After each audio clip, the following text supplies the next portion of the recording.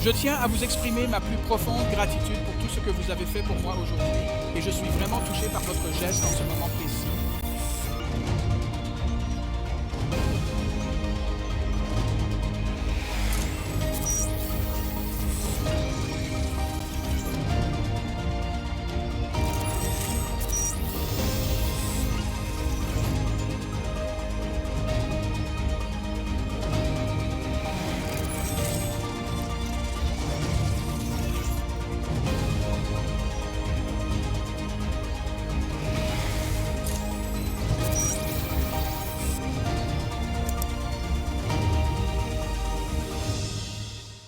Très bien, nous allons reprendre notre série intitulée Remise à zéro des relations.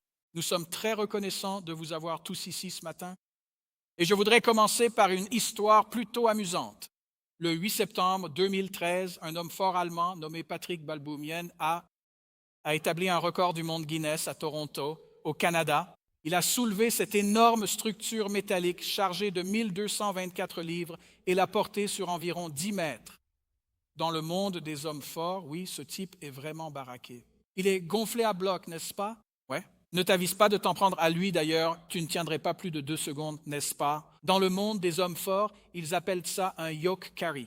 Pour le reste d'entre nous, des gens normaux comme toi et moi, c'est en gros ce qui se passe quand quelqu'un a l'idée de mettre le poids d'une petite voiture sur tes épaules et voir si tu peux traverser la Seine sans te faire écraser, n'est-ce pas? Et j'ai pensé à ce gars, à la façon dont il a grandi. Et je crois qu'on a grandi un peu différemment. Parce que moi, j'ai grandi en jouant au baseball, au football américain, au soccer et au basketball. Et je me suis demandé, quel genre d'enfance faut-il avoir? Quand tu te réveilles un jour et que tu te dis, tu sais ce que j'aimerais faire? J'aimerais réunir mes frères et j'aimerais porter un réfrigérateur, peut-être un piano à queue ou une tondeuse autoportée sur mes épaules à travers le parking. Mais c'est ce que ces gars-là font. Ils s'entraînent à porter des charges énormes. C'est leur rôle. Pourquoi vous dire ça? Voici pourquoi. Je vous raconte ça car peu d'entre nous porteront un jour 1200 livres sur leurs épaules. En fait, j'ai vu certains d'entre vous chez Costco. Certains d'entre vous sont essoufflés rien qu'en portant 3 sacs de courses de Costco jusqu'à votre voiture, n'est-ce pas? Mais malheureusement, même si nous ne porterons peut-être jamais ce genre de poids lourd, honnêtement, beaucoup d'entre nous ici aujourd'hui portent quelque chose d'aussi lourd dans leur âme. Alors, qu'est-ce que je veux dire par là? Voici ce que je veux dire. Certaines personnes portent aujourd'hui ce que quelqu'un leur a dit il y a longtemps. Certains d'entre vous portent le poids de ce que quelqu'un vous a fait. Certains portent encore le poids de quelque chose pour lequel on ne leur a jamais présenté d'excuses. Certains d'entre vous portent peut-être le poids de ce que quelqu'un vous a fait. Vous portez une blessure d'enfance. Peut-être portez-vous encore une trahison d'un ami. Certains d'entre vous portent le poids d'un ancien échec, d'une autre période de leur vie. Peut-être portez-vous la rancœur qui vous accompagne silencieusement. Vous, pendant de très, très nombreuses années. Et au début, on se dit à soi-même, eh bien, je peux gérer ça. Je peux porter ça. Je suis une personne forte. Je peux le porter. Je peux le gérer. Je peux sourire malgré tout. Je peux continuer à être présent. Je peux continuer à avancer. Je peux faire comme si ça ne me dérangeait pas. Et vous savez, beaucoup d'entre nous, on peut faire ça pendant un certain temps. Mais voici quelque chose que j'ai appris dans ma vie. Et peut-être que vous l'avez appris aussi. Plus on porte quelque chose longtemps, plus cela devient lourd. Et mes amis, c'est ce que fait le manque de pardon. Vous voyez, cela peut commencer comme une réaction à la douleur, peut-être une réaction normale, mais avec le temps, si nous n'y prenons pas garde, cela devient un poids sur notre âme même. Et cela peut impacter et affecter de nombreux domaines de votre vie, n'est-ce pas? Cela peut affecter votre ton avec les autres, peut affecter votre confiance, votre paix intérieure, vos prières à Dieu, peut impacter et affecter vos compétences parentales, vos mariages, peut impacter vos amitiés et parfois, si vous n'y prenez pas garde, peut même affecter votre propre relation avec Dieu. Maintenant, voici la partie intéressante, un peu ironique, ou on pourrait même dire la partie douloureuse. La plupart du temps, la personne qui vous a blessé est déjà passée à autre chose. Elle n'y a pas pensé. Et on se retrouve à porter le poids de tout ça. Ils sont chez eux et dorment sur leurs 2 oreilles chaque nuit. Ils postent des photos de vacances. Ils sont probablement en train de manger des tacos ou une pizza quelque part. Et pourtant, toi et moi, nous portons encore émotionnellement toute la conversation qui a eu lieu en 2009. Tu vois, c'est pour ça que je pense que le passage d'aujourd'hui va être si important et si percutant pour beaucoup d'entre nous ce matin. Nous avons appris comment réinitialiser nos relations dans ce livre des Éphésiens que l'apôtre Paul a écrit il y a environ 2000 ans. Nous avons principalement étudié juste cela, la seconde moitié du chapitre 4. Il y a 2 semaines, nous avons étudié les versets 17 à 24. La semaine dernière, nous avons étudié les versets 25 à 30 et aujourd'hui, nous allons étudier seulement 2 versets, les versets 31 et 32. Mais ces versets, cet ensemble de versets, ont un impact puissant et sont vraiment utiles. Ils nous aident à réinitialiser ces relations dans notre vie. Affichons les versets d'aujourd'hui ici à l'écran. Voici ce qu'ils disent. Éphésiens chapitre 4, versets 31 et 32. Que toute amertume, toute animosité, toute colère, tout éclat de voix, toute calomnie, que tout cela soit ôté du milieu de vous, ainsi que toute méchanceté. Au contraire, soyez bons. Soyez bons les uns envers les autres. Soyez compatissants. Et pardonnez-vous les uns aux autres, tout comme Dieu, en Christ, vous a pardonné. C'est un excellent conseil sur le plan émotionnel et vous pouvez l'appliquer à votre vie aujourd'hui sur ce plan-là. Et c'est un bon conseil émotionnel, mais c'est bien plus que cela. C'est en réalité la liberté. C'est la liberté pour votre âme. Pour certains d'entre vous, aujourd'hui, ce sera la clé de la liberté que vous cherchez depuis si longtemps. Parce que la Bible va nous montrer aujourd'hui, alors que nous ouvrons nos cœurs et nos esprits pour recevoir son message, que le pardon, ce n'est pas faire semblant que la blessure ne vous est pas arrivée. Ce n'est pas dire que l'offense était minime. Ce n'est pas non plus ignorer des éléments essentiels comme l'application de la sagesse, des limites et des conséquences, si nécessaire, dans certaines de ces situations. Non, voici ce qu'est le pardon. Le pardon, c'est remettre le poids du ressentiment que nous portons à la grâce et à la justice de Dieu. Dites à votre voisin, laisse Dieu juger. Laissons Dieu être le juge. C'est ce qu'on va apprendre aujourd'hui. Parce qu'aujourd'hui, nous allons examiner 3 éléments clés de ce que j'appelle le pardon façonné par Dieu. Si vous avez vos notes, sortez-les. Voici le premier. Nous devons apprendre à libérer le poison de nos cœurs. Libérer ce qui empoisonne votre cœur.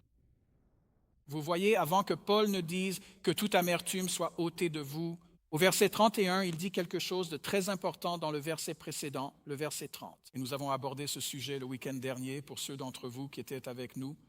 Il écrit « Ne contristez pas le Saint-Esprit de Dieu par lequel vous avez été sauvés. Scellés pour le jour de la rédemption » au verset 30. Et puis au verset 31, il dit « Que toute amertume soit ôtée. » Alors, que se passe-t-il ici? Cela signifie que se débarrasser de l'amertume n'est pas simplement un conseil relationnel banal. C'est un excellent conseil relationnel, mais c'est en réalité une partie de ce que l'on pourrait appeler notre formation spirituelle.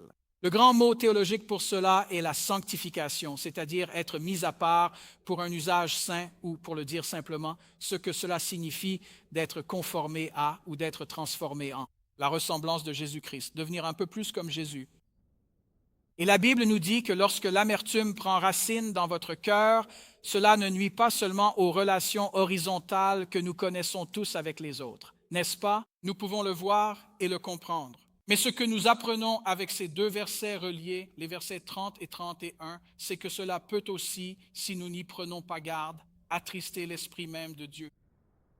Nous allons voir comment cela se produit dans quelques instants au cours de notre message aujourd'hui. Et cela va être important parce que toute la lettre aux Éphésiens a en fait toujours évolué dans cette direction. Vous vous souvenez peut-être, il y a quelques semaines, nous avons dit qu'Éphésiens compte 6 chapitres et qu'elle est divisée en 2 parties. Les chapitres 1 à 3 traitent de la doctrine. Paul nous enseigne la théologie et la doctrine de la foi chrétienne. Et puis, dans les chapitres 4 à 6, il nous enseigne comment mettre cela en pratique. Donc, lorsque nous arrivons à Éphésiens, chapitre 4, verset 31, Paul nous montre à quoi ressemble cette nouvelle vie en Jésus-Christ dans nos relations réelles. C'est pour les personnes qui ont pris la décision de suivre Jésus, puis qui se font baptiser. Ils disent, d'accord, je suis un disciple du Christ. Comment est-ce que je vis cela concrètement? Comment est-ce que je travaille? Comment est-ce que je mets cela en pratique parmi les personnes avec qui je vis ici, en particulier dans ma propre famille, et bien sûr, évidemment, dans ma communauté, sur mon lieu de travail et dans tous ces domaines? Et ce que nous apprenons en étudiant la Bible, c'est que l'ancienne vie veut s'accrocher à l'amertume, mais la nouvelle vie en Jésus-Christ doit apprendre à la relâcher. L'ancienne vie aime garder le compte, mais la nouvelle vie reçoit et accorde la grâce librement. L'ancienne vie dit, je veux qu'ils paient pour ce qu'ils m'ont fait. Et la nouvelle vie dit, je vais laisser Dieu être le juge. C'est pourquoi je vous ai demandé de le dire à votre voisin tout à l'heure, n'est-ce pas? Je vais laisser Dieu être le juge et je ne vais pas laisser la vengeance gouverner mon âme. Je ne vais pas laisser cela arriver. Alors encore une fois, regardons le verset 31. C'est pourquoi il est dit que toute amertume, toute animosité, toute colère, tout éclat de voix et toute calomnie soit quoi? Écarté. Entourez ce mot si vous avez vos notes avec vous. Écarté. Qu'il soit éloigné de vous ainsi que toute méchanceté. Ce qui rend cela si puissant, c'est que l'apôtre Paul écrit ceci, non pas comme une sorte de théorie. Il doit réellement le vivre. Rappelons-nous que les auteurs de la Bible étaient des gens comme nous, ayant vécu, interagi et connu des conflits. Ils ont connu la controverse. Toutes sortes de choses se passaient dans leur vie. Le Saint-Esprit, selon le dessein de Dieu, a choisi ces hommes pour écrire ces paroles afin de les codifier dans les Saintes Écritures. Ils étaient donc inspirés par le Saint-Esprit, mais ils continuaient à interagir, tout comme toi et moi devons le faire. Et donc Paul vivait littéralement ce principe au moment même où il écrivait cela. Tu vois, dans Actes chapitre 19, Paul a passé environ 3 ans à exercer son ministère dans la ville d'Éphèse. Et dans cette ville, dans Actes chapitre 19, la Bible nous enseigne que Dieu a agi de façon extraordinaire dans cette ville. Beaucoup de gens, des centaines et des milliers de personnes venaient à Jésus-Christ. Des vies étaient transformées. L'Évangile, la bonne nouvelle de Jésus-Christ, était en train de transformer la ville. Ce que nous apprenons de cette histoire, c'est que tout le monde n'est pas toujours enthousiaste à ce sujet. Certaines personnes n'aiment pas cela. Dans cette histoire en particulier, Actes chapitre 19, il y avait un orfèvre. Il s'appelait Démétrius. Il a rassemblé d'autres artisans parce que l'Évangile avait un impact négatif sur leur commerce. Pourquoi? Parce qu'ils gagnaient de l'argent en vendant des temples et des idoles liés au culte d'Artémis. Les gens n'achetaient plus les temples ni les idoles. Alors Démétrius a excité la foule et bientôt toute la ville était en ébullition. La Bible le dit, les gens se sont précipités dans le théâtre, entraînant avec eux les compagnons de Paul, et pendant 2 heures, la foule a crié « Grande est Artémis des Éphésiens ». Ça ressemblait un peu à un rassemblement politique moderne, non? Je ne sais pas pour vous, mais si une ville déclenche une émeute de 2 heures parce qu'elle déteste ce que je prêche, je serais tenté de le prendre personnellement. Et vous? Et je sais que c'est le cas, parce que certains d'entre vous n'aiment pas quand des gens laissent de mauvais commentaires sur vos publications Facebook, n'est-ce pas? Ça vous met en colère. Alors voilà Paul qui doit faire face à tout ça. Des gens qui crient contre son ministère, des gens qui essaient de ruiner sa réputation. Et dans ce cas, il risquait littéralement sa vie parce qu'il était un disciple de Jésus-Christ. C'était donc Actes chapitre 19. 8 ans plus tard, Paul écrit la lettre aux Éphésiens. Il écrit précisément cette lettre que nous étudions en ce moment, 8 ans après ces événements. Et remarquez qu'il ne dit pas dans le texte, « Maintenant, laissez-moi vous rappeler ces gens fous dans votre ville qui ont essayé de me tuer. » Il ne dit pas, « J'ai encore quelque chose à dire avant de vous enseigner la parole de Dieu. » Il ne dit pas, « Soyez bons les uns envers les autres, sauf envers ce gars-là, Démétrius. Je ne supporte pas ce type. J'ai un compte à régler avec lui et je lui en veux. » Non, Paul écrit simplement au verset 31 que toute amertume soit quoi? Éloignez de vous. Mon ami, je dois te dire que c'est puissant quand on comprend le contexte. Parce que Paul avait littéralement toutes les raisons humaines d'éprouver du ressentiment, de laisser ce sentiment vivre dans son cœur à ce moment-là envers Démétrius et ceux qui voulaient lui faire du mal. Mais Paul avait compris quelque chose que, j'espère, nous pouvons comprendre aujourd'hui. Voici l'une des idées clés d'aujourd'hui. L'amertume ne punit pas la personne qui t'a blessé. Ça ne le fait jamais. Mais elle empoisonne toujours celui qui la porte. Donc c'est toi qui es puni. Cela avait de l'importance dans la vie de l'apôtre Paul, et l'apôtre Paul voulait s'assurer que son successeur, son prédécesseur ou son protégé, Timothée, le comprenne aussi. Parce que des années après les émeutes du chapitre 19 des Actes, Timothée allait alors servir comme jeune pasteur dans cette même ville d'Éphèse. Et à cause de la complexité de la ville, Timothée a dû faire face au même type de foule et de situation que Paul avait rencontré. Faux enseignements, personnes difficiles, conflits, opposition spirituelle, agitation politique. Mais même dans ces circonstances, l'apôtre Paul n'entraîne pas son successeur à devenir dur, cynique ou amer. Il lui dit dans 2 Timothée 2, verset 24, « Le serviteur du Seigneur ne doit pas être querelleur, mais il doit être aimable envers tous, corrigeant ses adversaires avec quoi? Avec douceur. » Encore une fois, pour bien comprendre le contexte, Paul a écrit ces mots dans la ville de Rome alors qu'il était assis dans une cellule de prison. Il allait être exécuté parce qu'il était un disciple de Jésus. En fait, deuxième épître à Timothée est la dernière lettre que Paul ait jamais écrite. Et ici, il donne des instructions à Timothée, le jeune pasteur dans la ville d'Éphèse. Donc, Paul, Timothée, ils essaient de comprendre que nous ne pouvons pas garder l'amertume dans notre cœur, parce que si Timothée devenait amer, devinez quoi? Il ne pourrait pas bien être le pasteur de cette ville. Si Paul devenait amer, il ne pourrait pas partager la vérité de Dieu avec intégrité à son entourage. Mon ami, si toi et moi, si nous devenons amers, nous ne pouvons pas aimer les gens comme Dieu nous a appelés à les aimer avec le cœur de Jésus-Christ. C'est pourquoi la Bible dit de s'en débarrasser. Ce n'est pas parce que la blessure n'était pas réelle, c'est simplement parce que Dieu t'aime trop pour laisser du poison vivre dans ton cœur. Alors voici la question que nous devons tous nous poser et à laquelle nous devons répondre aujourd'hui, affichée à l'écran. Quelle amertume Dieu te demande-t-il de laisser de côté aujourd'hui? Pour rendre cela plus personnel, quel nom déclenche encore quelque chose dans ton cœur en ce moment? Quelle rancœur as-tu porté si longtemps qu'elle te semble malheureusement normale aujourd'hui? Mais tu vois, il faut que tu te souviennes. Aussi, cependant, le pardon ne signifie pas nécessairement que l'abus devient alors acceptable. On ne parle pas de ça, que la confiance se rétablisse aussitôt. C'est souvent impossible. Ni que la réconciliation soit garantie, parfois non. Souvent, il y a des conséquences à assumer. Non. Ce que nous essayons de comprendre ici aujourd'hui à travers les Écritures, c'est que le pardon signifie simplement « je choisis de renoncer à mon droit à la vengeance et je choisis de confier la justice entre les mains du Dieu Tout-Puissant ». C'est ce que nous devons faire. Alors, en d'autres termes, arrête de laisser l'amertume empoisonner le cœur que Jésus est venu guérir. Jésus est venu guérir ton cœur. Évacue ce poison. Voyons le point 2. Ensuite, apprenons à le changer pour le cœur du Christ. J'ai déjà partagé ici à Compass une histoire puissante que je partage à nouveau aujourd'hui, tant elle est forte. C'est celle de Corrie ten Boom. Et si vous ne savez pas qui elle est, c'était une chrétienne néerlandaise qui a aidé à cacher des Juifs pendant la Seconde Guerre mondiale. Malheureusement, les nazis ont découvert elle et sa sœur Betsy. Elles ont été arrêtées et envoyées dans un camp de concentration, en fait le camp que vous voyez là à l'écran. Elles ont été envoyées dans ce camp de concentration et malheureusement, sa sœur Betsy est morte là-bas. Elle n'a pas survécu.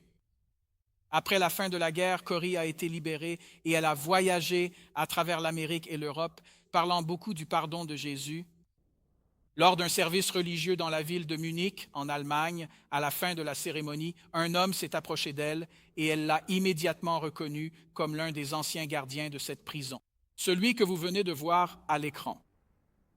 Il lui a dit qu'il était devenu chrétien après la guerre et qu'il savait que Dieu lui avait pardonné. Mais ensuite, il lui a tendu la main et lui a demandé si elle pouvait aussi lui pardonner.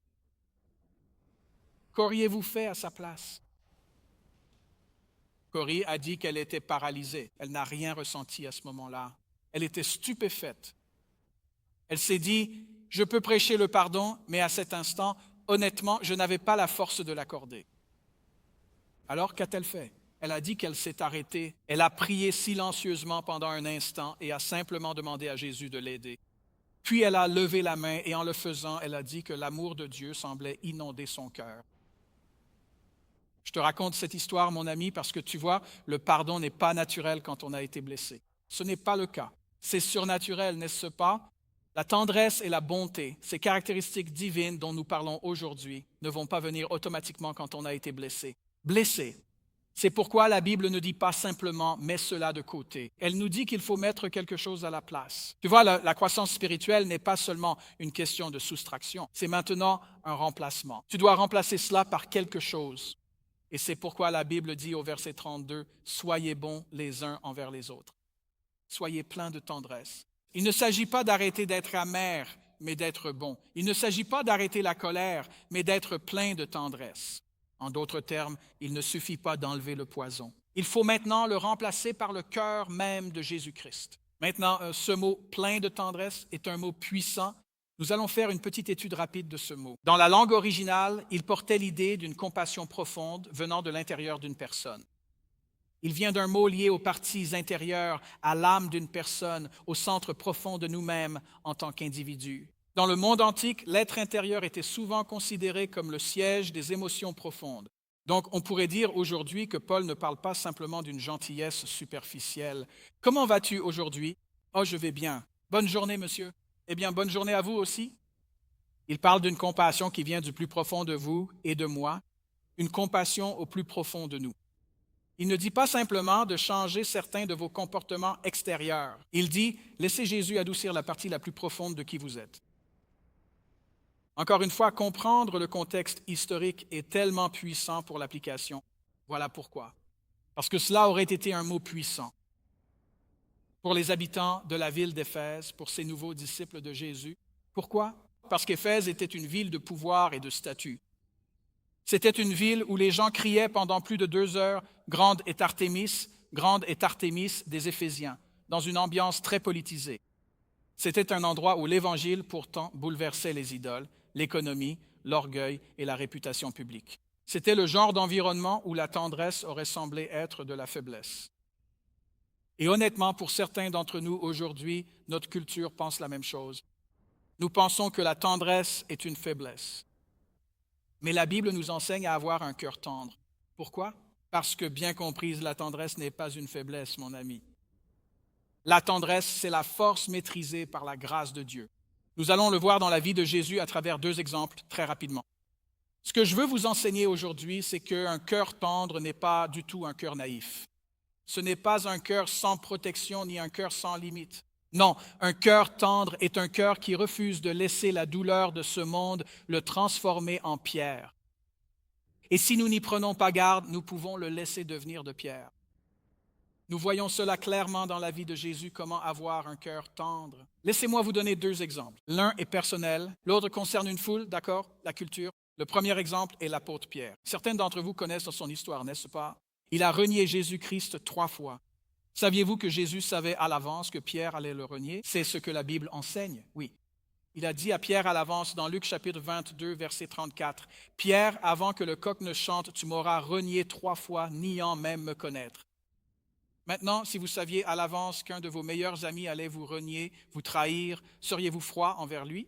Ou seriez-vous plutôt très ouvert et aimant envers lui? Le feriez-vous honteux? Le rejetteriez-vous? Peut-être. Jésus n'a pas fait cela.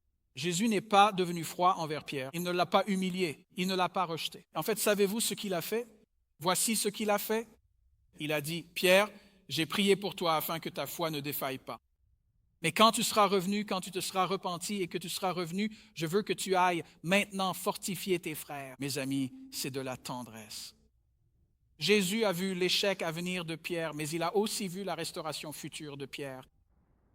C'est ainsi que Jésus manifeste sa tendresse envers nous individuellement. Au passage, n'êtes-vous pas reconnaissant que Jésus ne vous définisse pas, vous et moi, uniquement par nos pires moments? Vous n'êtes pas content de ça? Un amen pour ça? Allez, maintenant.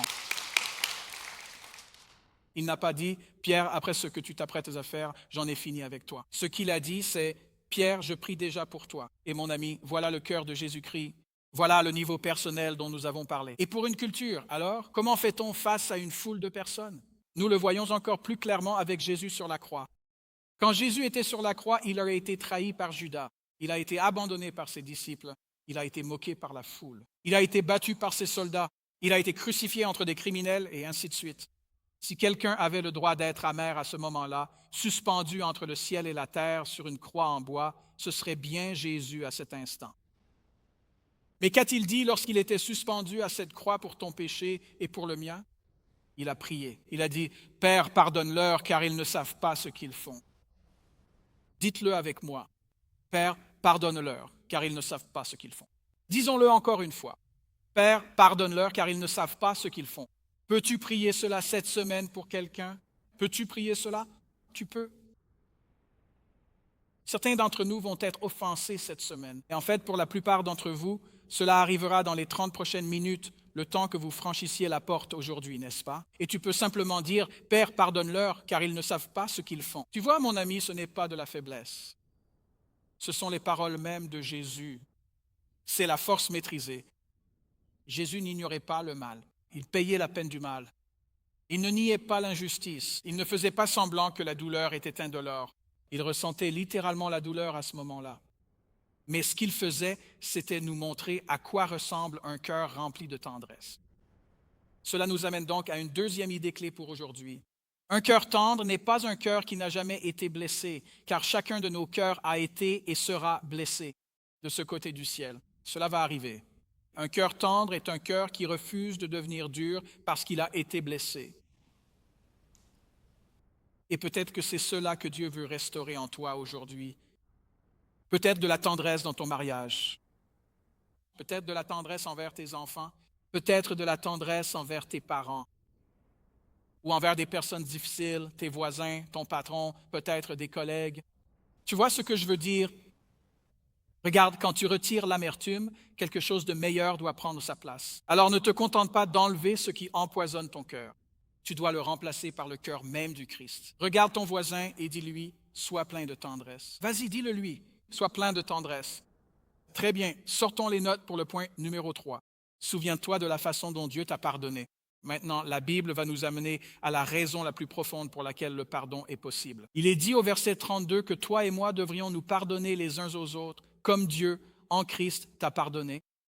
Alors, pardonnez-vous les uns les autres en fonction de la manière dont Dieu vous a pardonné. Pardonnez-vous les uns les autres dans la même mesure que celle avec laquelle Dieu vous a pardonné. Pardonnez-vous les uns les autres de la même façon que Dieu vous a aussi pardonné. Tu vois, c'est ça l'idée. C'est le cœur de tout ce passage. Donc, cette petite phrase, pas comme Dieu en Christ t'a pardonné, c'est la phrase importante.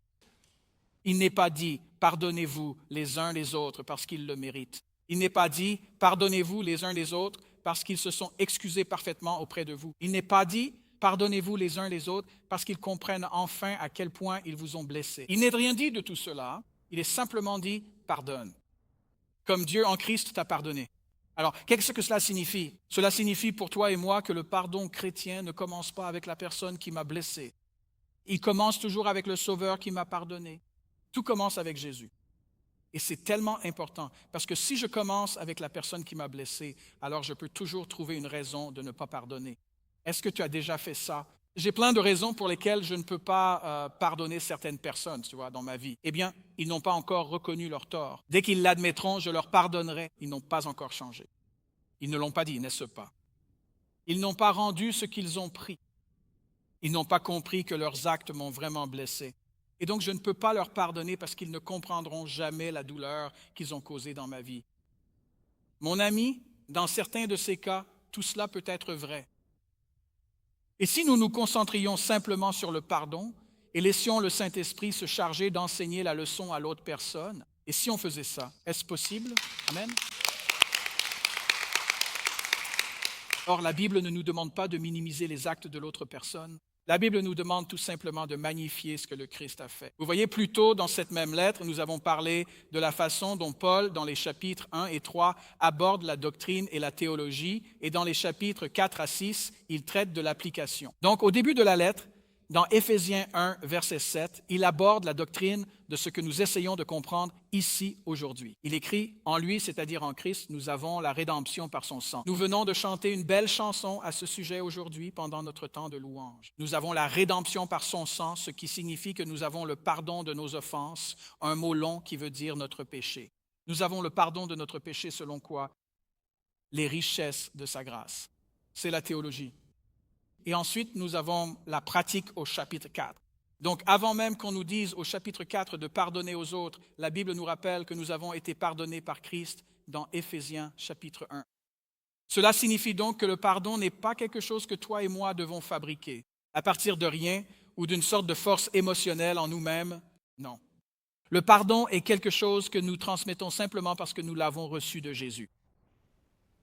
Maintenant, si tu veux t'accrocher à l'amertume et au manque de pardon, c'est là que la grande histoire d'Éphèse va devenir très importante pour toi. Il y a certains moments dans la Bible où j'apprends quelque chose et cela reste avec moi pendant très, très longtemps. Ce que je m'apprête à t'enseigner maintenant va être l'un de ces types de choses et j'espère que ce sera très marquant pour nous tous, si ce n'est pour la plupart d'entre nous ici dans la salle.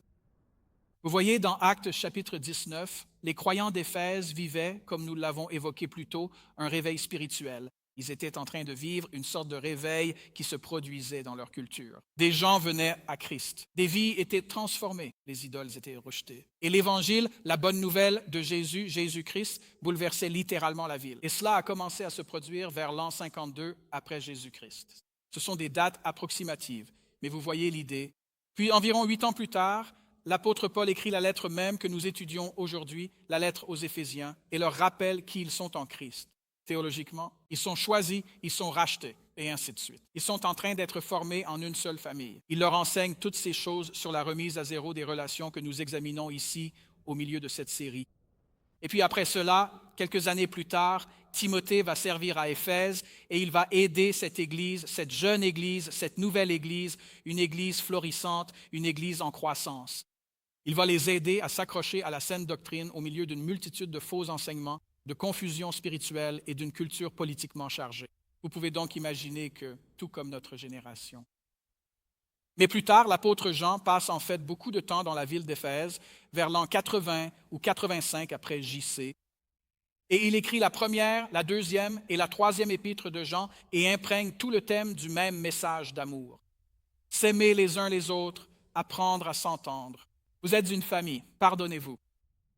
Mais ensuite, lorsque nous arrivons au chapitre 2 de l'Apocalypse, soit plus de 40 ans après Acte 19, Jésus, cette fois à travers l'apôtre Jean qui est exilé sur l'île de Patmos, Jésus s'adresse à l'église d'Éphèse et il les félicite pour leur travail acharné au cours des 4 dernières décennies, pour leur persévérance et leur discernement doctrinal. Mais ensuite, il dit quelque chose de complètement déchirant et le voici. Tu as abandonné l'amour que tu avais au début, l'amour pour lui et l'amour les uns pour les autres. Je veux que tu réfléchisses à cela pendant 1 minute. Voici cette église des disciples de Jésus. Ils avaient de l'activité, ils avaient de la doctrine, ils avaient l'endurance et le discernement pendant 4 décennies. Mais quelque part en chemin, ils avaient perdu leur premier amour. Et mon ami, je partage cela avec toi parce que c'est un avertissement pour chaque disciple de Jésus. En d'autres termes, il est possible d'avoir une théologie correcte et d'avoir un mauvais état d'esprit. Il est possible de défendre la vérité de Dieu, mais de perdre la tendresse envers le peuple de Dieu. Il est possible de servir Dieu fidèlement et pourtant de devenir froid envers les gens. Il est possible de se souvenir de ce que l'on croit et d'oublier combien de grâce on a reçu. C'est pourquoi je t'encourage aujourd'hui à comprendre pourquoi le pardon est si important. Tu vois, le manque de pardon n'est pas seulement une question relationnelle. Cela peut aussi devenir une question de premier amour avec Jésus. Quand j'oublie combien Dieu m'a pardonné, je peux devenir plus dur envers ceux qui ont besoin de mon pardon. Jésus consacre toute une parabole à ce sujet dans Matthieu, chapitre 18. Je n'ai pas le temps de tout détailler, alors je vais te la résumer rapidement. Dans la parabole du serviteur impitoyable, Matthieu 18, un serviteur devait à son maître une dette impayable, soit des milliards. Ce serviteur ne pouvait pas rembourser sa dette. Il demanda donc l'annulation de son dû. Le maître, compatissant, lui remit tout. Ce même serviteur est sorti et il a trouvé quelqu'un qui lui devait une dette bien plus petite, comme une centaine de dollars. Jésus dit qu'il s'est approché de cet homme, l'a saisi à la gorge et a exigé le remboursement. Vous pouvez aller lire la suite de l'histoire, mais le message de Jésus n'est pas subtil. Les personnes à qui l'on a pardonné une dette impossible à rembourser ne devraient pas vivre avec un cœur sans pardon. C'est ce qu'il enseigne. Et encore une fois, le point n'est pas que les péchés des autres contre nous sont insignifiants. Le point, c'est que la miséricorde de Dieu envers nous est incommensurable. C'est cela que nous devons garder à l'esprit. Et encore une fois, cela ne veut pas dire que la blessure que tu as subie était minime. Cela signifie simplement que la grâce que Dieu t'a accordée est toujours plus grande. Voici donc un troisième point clé. Les personnes pardonnées deviennent des personnes qui pardonnent lorsqu'elles se souviennent de toute la grâce qu'elles ont reçue. Alors peut-être qu'aujourd'hui, le point de départ pour toi n'est pas de regarder ce qu'ils t'ont fait. Peut-être que le point de départ, c'est de regarder à nouveau ce que le Christ a fait pour toi sur la croix. Je dois te le dire, car lorsque je me souviens de la croix, je me souviens de cela. Je ne suis pas seulement quelqu'un qui a été blessé dans ce monde, parce que rappelle-toi ce que j'ai dit, nous allons être blessés dans ce monde. Mais lorsque je regarde la croix, je me rappelle que je suis quelqu'un qui a été guéri par sa grâce. Amen. Amen.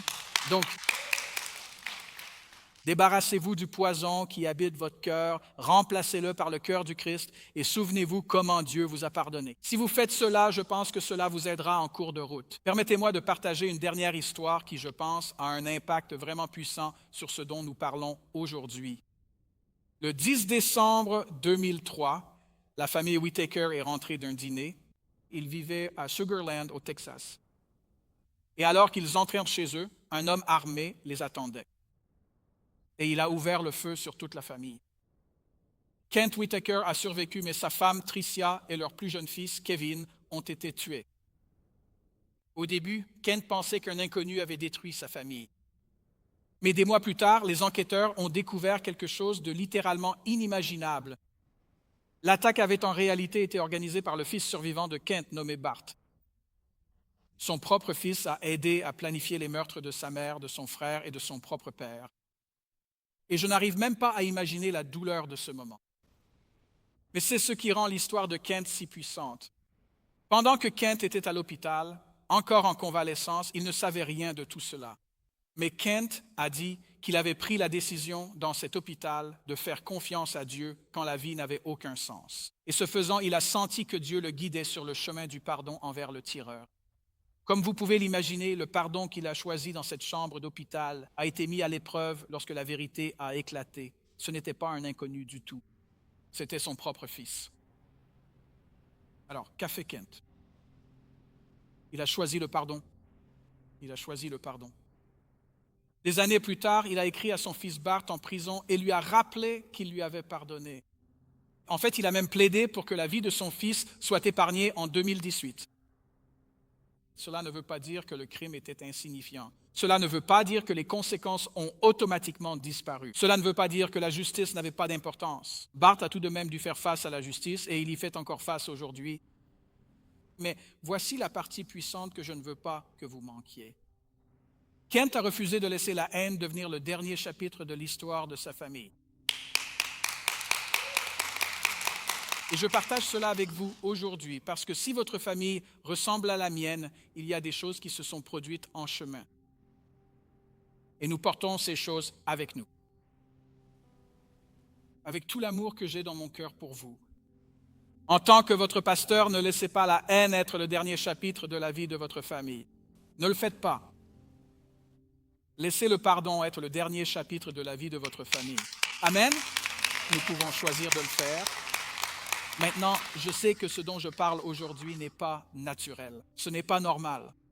C'est ce qui arrive quand la grâce de Jésus-Christ agit sur un cœur lorsqu'on lui ouvre la porte. Dieu merci, la majorité d'entre nous n'auront jamais à traverser une situation aussi extrême, mais nous savons tous ce que c'est d'être blessé.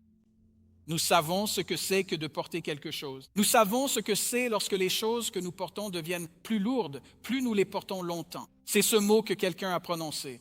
La blessure que quelqu'un a causée. C'est la trahison que vous n'aviez pas vue venir. Ce sont ces choses, l'échec que vous ressassez sans cesse, ce nom mentionné plus tôt déclenche quelque chose en vous. Écoutez, aujourd'hui, Dieu ne vous le demande pas. Il ne vous demande pas de faire comme si rien de tout cela n'était arrivé, d'accord? Il ne vous demande pas de dire que la blessure était petite. Il ne vous demande pas d'ignorer des choses comme la sagesse, les limites, les conséquences, les conseils, la responsabilité et même les poursuites judiciaires lorsque cela est nécessaire et approprié, d'accord? Mais ce qu'il vous invite à faire, c'est à cesser de laisser l'amertume empoisonner le cœur que Jésus est venu guérir. Il est venu guérir ton cœur. Le pardon ne change pas le passé. Ne peut pas. Mais vous savez ce que ça peut faire? Cela peut changer le pouvoir que le passé exerce sur vous. Et mon ami, le pardon est source de liberté. La liberté dans le pardon. Voulez-vous incliner la tête avec moi alors que nous terminons ce moment par la prière? Voyez-vous, pour certains d'entre vous, dans les prochaines minutes, cela va être un moment très particulier. Comme je l'ai mentionné plus tôt, il y a un nom, un souvenir, peut-être une conversation, quelque chose que vous portez depuis des années. Aujourd'hui, le Saint-Esprit vous dit doucement, tu peux commencer à me remettre cela.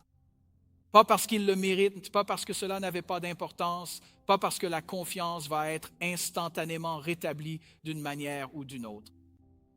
Non, c'est parce que ton âme, mon ami, n'a jamais été faite pour vivre enchaînée à cette rancœur que tu portes dans ton cœur. Il est temps de lâcher prise. Père, aujourd'hui, nous t'apportons ce fardeau que nous portons depuis si longtemps. Nous t'apportons l'amertume dans notre cœur, la colère, peut-être la rancune, la blessure. Nous t'apportons les noms que nous avons eu du mal à relâcher. Nous n'allons pas faire semblant que cela n'avait pas d'importance. Nous ne disons pas que la douleur était minime. Mais aujourd'hui, selon ta parole et par ta grâce, nous renonçons à notre droit à la vengeance. Et aujourd'hui, nous te confions la justice. Nous te demandons d'adoucir ce qui est devenu dur dans nos cœurs, de guérir ce qui a été blessé et de bien vouloir restaurer la tendresse là où l'amertume a pris racine. Aide-nous à pardonner comme tu nous as pardonné en Jésus-Christ. Et maintenant, alors que nos têtes sont toujours inclinées dans ce moment sacré, certains d'entre vous ici aujourd'hui n'ont peut-être jamais reçu Jésus-Christ comme Seigneur et Sauveur personnel. Et le pardon dont vous avez le plus besoin n'est peut-être pas ce pardon horizontal dont nous avons parlé avec une autre personne. Peut-être que le pardon dont vous avez le plus besoin est ce pardon vertical venant de Jésus-Christ. Mon ami, la plus grande liberté dans la vie commence toujours lorsque tu cesses de porter ton propre péché et que tu reçois le pardon que Jésus est mort pour t'offrir. Comment cela se produit-il? La Bible dit que Jésus est venu sur cette terre pour toi et pour moi. La Bible dit qu'il est mort sur la croix pour nos péchés. Il est ressuscité. Toi et moi pouvons être pardonnés afin que nous puissions être restaurés. Nous pouvons être rendus nouveaux. Réconciliés avec Dieu, nous pouvons alors nous réconcilier les uns avec les autres. Si tu n'as jamais reçu le pardon de Jésus ni prié pour l'accepter comme sauveur, tu peux faire cette prière avec moi aujourd'hui. Je vais dire une prière à voix haute. Répétez simplement après moi, Église, prions ensemble à voix haute pour que nul ne prie seul. Disons simplement ceci tous ensemble. Jésus, aujourd'hui j'ai besoin de toi. Je crois que tu es mort sur la croix pour mes péchés. Je crois que tu es ressuscité. Aujourd'hui, je me détourne de mon péché et je place ma confiance en toi. Pardonne-moi, change-moi, fais de moi un être nouveau. À partir d'aujourd'hui, je veux te suivre. Au nom de Jésus, amen. Et accueillons ceux qui ont récité cette prière pour la première fois. Pouvons-nous faire cela, compas? C'est génial. Amen. Si vous avez fait cette prière sincèrement pour la première fois, la Bible dit que vous faites désormais partie de la famille de Dieu. Bienvenue parmi nous. On finit dans 1 minute. Ensuite, j'invite ceux qui ont prié pour la première fois à l'espace Prochaines étapes. On a une Bible gratuite et des infos pour votre marche avec le Christ. Dites simplement aux bénévoles que vous avez prié. Et aussi dans la prochaine, maintenant, envoyez simplement le mot Jésus au 33 7 77. C'est tout. Faites-le pour confirmer votre prière avec moi aujourd'hui. Je prierai pour toi cette semaine. Je vous envoie aussi une appli biblique gratuite avec un programme de lecture pour commencer. Commencez votre relation avec Jésus dès aujourd'hui. Ça vous tente? D'accord. Nous aiderons votre croissance. Pourquoi ne pas vous tenir à mes côtés pour notre bénédiction? Père, merci infiniment pour ton amour, ta grâce et ta miséricorde. Merci pour des personnes comme Paul et Timothée qui apprennent ces leçons dans leur culture et qui les mettent en pratique. Et tu les as utilisées par la puissance du Saint-Esprit pour consigner leurs histoires. Et sous ton inspiration, nous en tirons aujourd'hui des enseignements dans notre vie et dans notre culture. Aide-nous à utiliser ces outils et ces stratégies dans cet enseignement. Aide-nous à les porter dans nos familles, au travail et ici pour que le pardon règne dans nos cœurs et nos foyers. Merci déjà pour cela. Qu'on passe, que le Dieu de paix vous donne tout ce qui est bon pour accomplir sa volonté. Par Jésus-Christ, à lui la gloire à jamais.